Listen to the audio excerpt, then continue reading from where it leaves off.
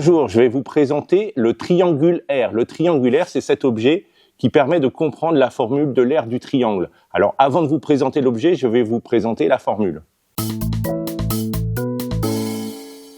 Alors, avant de montrer la formule de l'aire du triangle, on va commencer par rappeler l'aire d'un rectangle, et d'un rectangle avec des côtés de longueur entière. Donc pour ça, on va avoir besoin d'une règle, d'une équerre, d'un papier, d'un stylo et d'une paire de ciseaux éventuellement. Eh bien, donc je prends n'importe quel rectangle.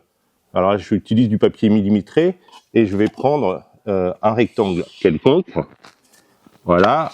Et dans ce rectangle quelconque, eh bien, l'aire, c'est la base de la multiplication. On va compter le nombre de petits carrés. Et le nombre de petits carrés, c'est le nombre de carrés, le nombre de lignes, multiplié par le nombre de colonnes. Et donc, l'aire du rectangle, c'est la longueur fois la largeur. Voilà. Donc ça va être notre base. Et à partir de là, on va pouvoir établir l'aire d'un triangle rectangle. Un triangle rectangle, qu'est-ce que c'est? C'est un rectangle coupé en deux suivant sa diagonale. Et on voit que le triangle rectangle que je vais hachurer, eh bien, c'est la moitié, son aire, c'est la moitié de l'aire du rectangle, puisque si je découpe ce triangle, eh bien, je vais voir que c'est le même que celui d'à côté. Et donc, l'aire du triangle, c'est 1/2 de ce qu'on va appeler la base fois la hauteur. On va passer à un triangle quelconque. Pour ça, je vais choisir 3 points au hasard sur cette feuille, et puis je vais dessiner le triangle. Voilà, qui passe par ces 3 points. Je vais choisir un côté qu'on va appeler la base. Alors en général, on prend le plus long, mais c'est pas du tout une obligation. Donc je vais choisir celui-là. Ensuite, grâce à l'équerre, je vais dessiner la hauteur, donc la droite perpendiculaire à cette base et qui passe par le sommet opposé, donc ici avec un angle droit.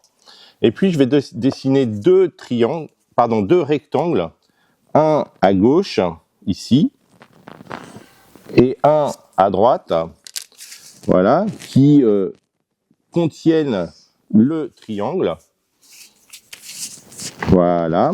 Et l'aire du triangle de départ, eh bien, ça va être l'aire de ces deux sous-triangles, celui de gauche et celui de droite, ici et ici.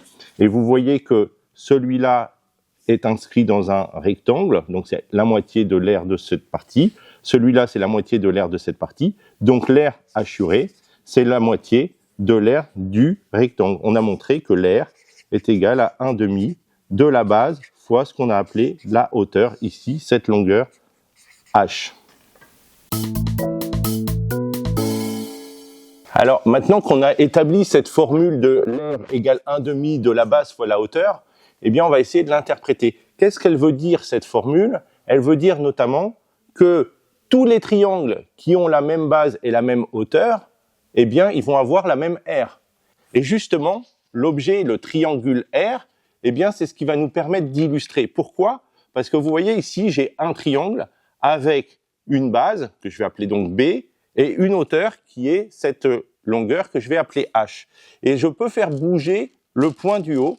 Et ce que vous voyez, c'est que les billes qui sont à l'intérieur de ce triangle, eh bien, il y a toujours le même nombre. Et le nombre de billes, eh bien, c'est une mesure de l'aire. C'est une mesure approximative, puisque vous voyez qu'il y a des petits trous, mais ça mesure l'aire du triangle. Donc, on voit, grâce à cet objet, que quel que soit le point du sommet, on a toujours donc la même hauteur et la même base, et on a effectivement toujours la même aire. Cet objet ne montre pas la formule 1/2 de B fois H, mais il permet de comprendre et de visualiser le fait que l'aire dépend uniquement de la longueur de la base et de la hauteur. Alors cet objet, le triangulaire, c'est une idée originale d'Aliénor Defoe qui a été conçue et réalisée lors du Fabricaton à Nice en novembre 2023 avec l'aide de Camille Bisson. Et le prochain Fabricaton aura lieu à Toulouse en novembre 2024. Je vous invite à y aller et je vais mettre en commentaire toutes les ressources si vous souhaitez faire votre propre triangulaire. Merci beaucoup. Alors, si vous avez des questions, des commentaires, des suggestions, vous pouvez nous envoyer un mail à contact@marmite.fr.